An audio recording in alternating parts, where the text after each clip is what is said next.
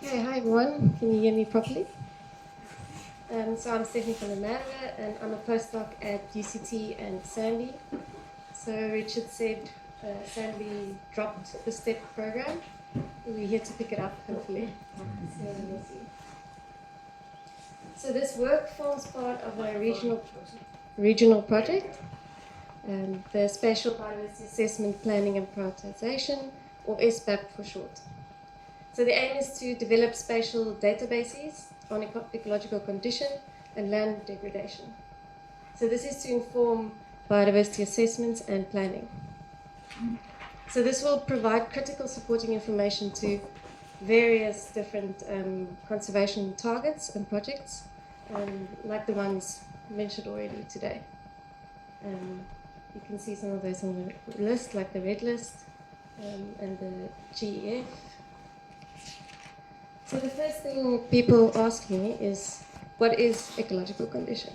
So overall, it is the quality of a system measured in terms of the quantitative metrics describing its abiotic and biotic characteristics. So we break down the unit into its key components, which is the function, structure, and composition. And then we find indicators that reflect changes to those characteristics. So there are multiple approaches, like Rina just mentioned one. And then the selection is, of course, determined by your objective. Sorry, my body takes a bit longer to realize I'm not in grave danger. I'm just going to take a second. I blame Alistair.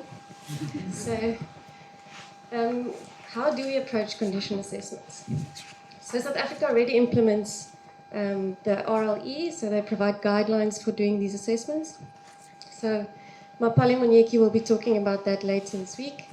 But essentially, they implement criterion A and B, which is a decline in distribution of an ecosystem. So the focus is on the extent that is left.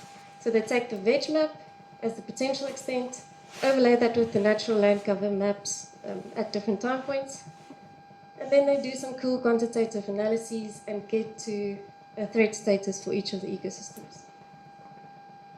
So the problem is, as with any method, it has limitations in that most of the country gets assessed as least concerned. So you can see the green there. So even if it's degraded, it will be least concerned. So the problem continued is that land cover maps do a good job at detecting the major land use categories, so habitat loss, such as croplands or plantations.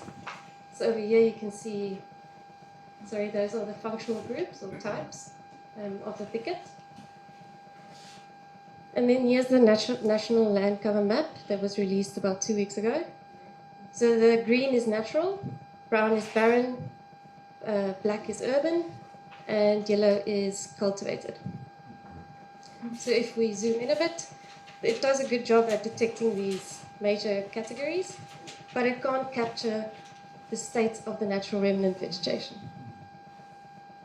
So if I just go back and forth a bit, I don't think all of this is natural vegetation. So the RLE does provide a kind of solution to this problem by providing criterion C, which is the degradation of the abiotic environment, such as soil erosion, and criterion D, which is the disruption of biotic processes and interactions. So basically, we view the ecosystems on a continuum from 100% collapsed to 100% intact. And then our focus is mostly on the worst of the intact to get them listed properly, red listed, but basically the whole of the green section. So how do we apply criterion C and D? By taking a workflow like this. So at the bottom, we will have our remote sensing data, various layers, so basically our raw data. And then from those, we derive maps and models of the various elements of condition, such as overgrazing or browsing, woody invasives. And then we apply that to the functional groups or types, And then we get a relative severity versus extent model for each type and pressure combination. So I'll get to that just now.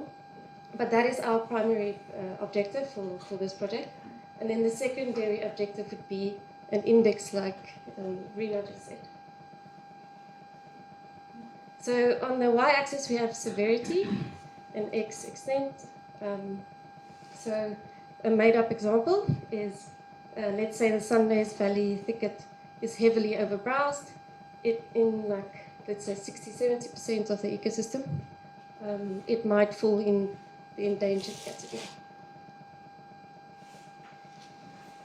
Okay, so what do I mean with these models? So how can we map the elements of ecological condition? By mapping the processes that cause a decline in ecosystem functional structure, which we call pressures in this project. So the pressures were identified and ranked for each biome. And then, one would be the worst or the highest impact pressure. So for Thicket, the 4 highest ranking ones, so we just ranked them within our core team, would be overbrowsing.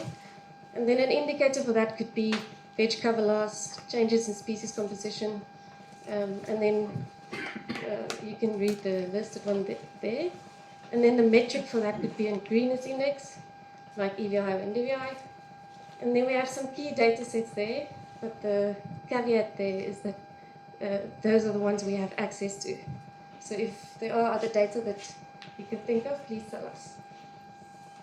And then soil erosion and woody invasives are also key pressures in the thicket. So how do we deal with the mosaic thicket? Because it's not feasible to map 44 vegetation types. So this would be by taking a functional approach, kind of like the STEP project did. And this is aligned with global standards because we use the global ecosystem typology that Carl mentioned earlier. So in summary, sustaining ecosystem functions and services requires an understanding of ecological processes and mechanisms that drive ecosystem change. So each of the Thicket functional groups, I'm developing a little theoretical model like this, a functional model. So this is the one from the kind of generic one for thickets with dry forests. And this is to make sure that we use indicators that are actually capable of detecting real-world change, so that we know what's going on in the systems. So our goal for Thicket would be to update the RLE and then to get a spatially explicit condition map at the end for all the biomes. But yeah, so this is an example from the Harderveld in the succulent Peru. So how can you contribute if you wanted to? We need collaborative expertise to map and interpret these indicators. And then we also need data contributions desperately. And then also to connect us with similar projects. Because we want to avoid overlapping work and coordinate our efforts. So please reach out, and that's me. And then Curtly Tonkin is the intern of the project. And then that will lead you to our website. Thank you.